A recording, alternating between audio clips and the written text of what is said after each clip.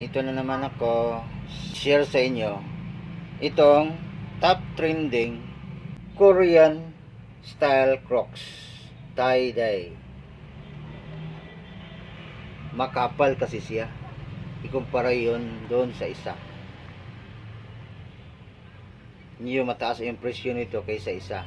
Tingnan mo, katulad din ng yung G-Beats na to, yung NBA Warriors, All Stars, yung Nikes, Bulls, ang sikat ng mga G-Beats nila.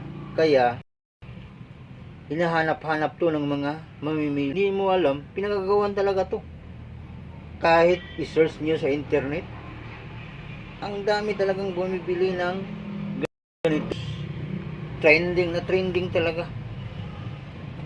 Pero hindi nila alam na klase lang to. Mukha talagang original. Ang presyo sa mall, ang bigat sa bulsa. Halatang halata talaga na. Tingnan no, ang tibay niya.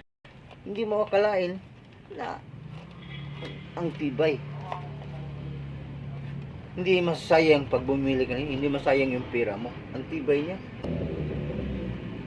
Di ba? PM na sa Messenger sa TikTok for more info.